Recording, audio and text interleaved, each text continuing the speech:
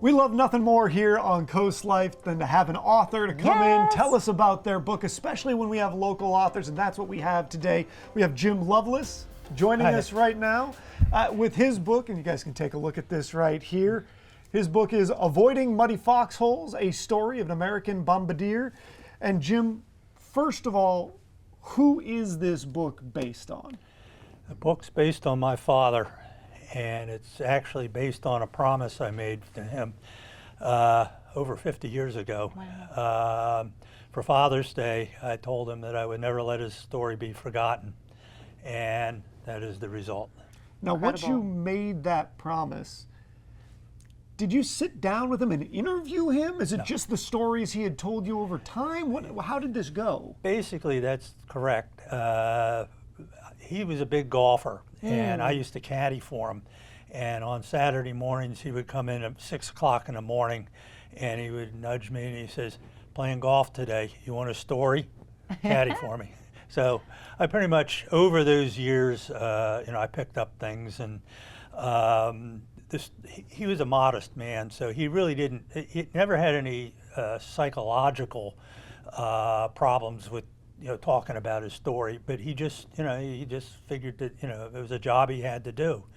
So I became deeply involved in it because I thought it was something that if you aren't going to tell it, I'm going to tell it. Yeah. So after he retired, he started opening up more about it and joining the different alumni groups and everything.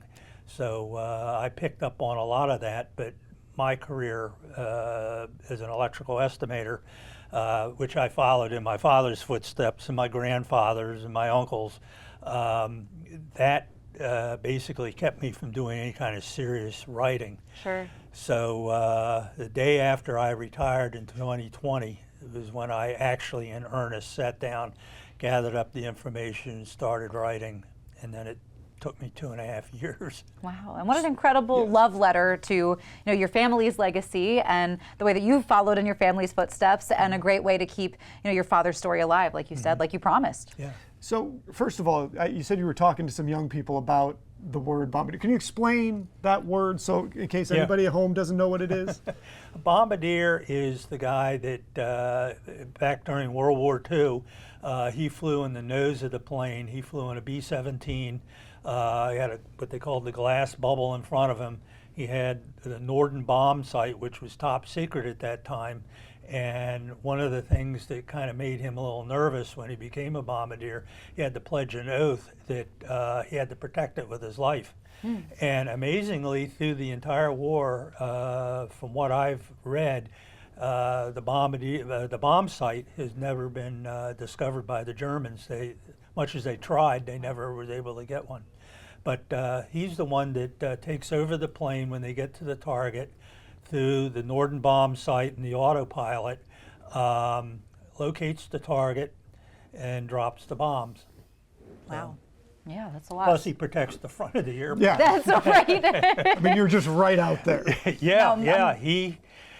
One remarkable thing about him, the mission that he was shot down on, the plane was pretty well shot up, and the pilot was Jim Carnesis, who was trying to get to France. They became a straggler, and in that maneuver, 6 ME-109s approached and came in. If you've ever heard of 12 o'clock high, that was the most preferred direction that they would come in because the B-17 couldn't protect that.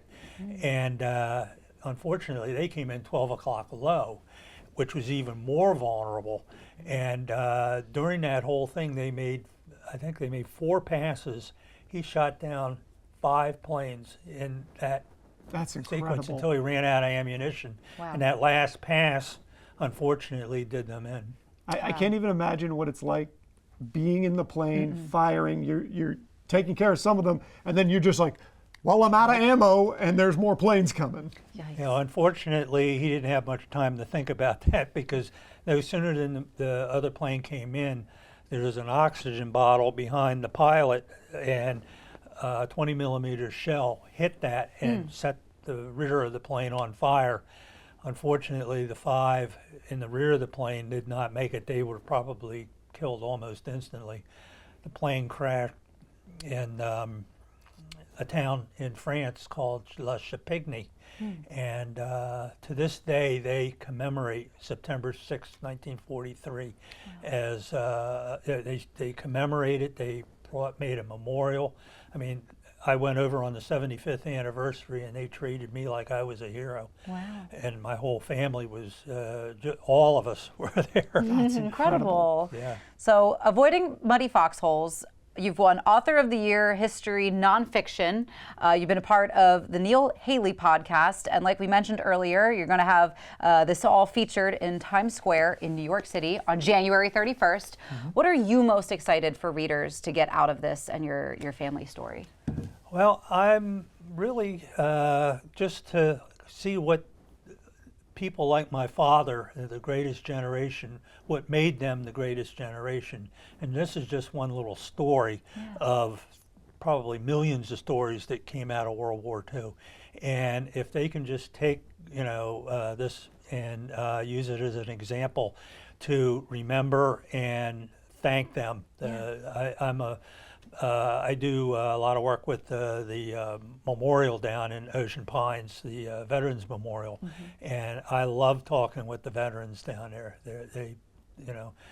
I salute them every time I see them. Fantastic. And if folks are interested in getting their hands on this book, how can they do that?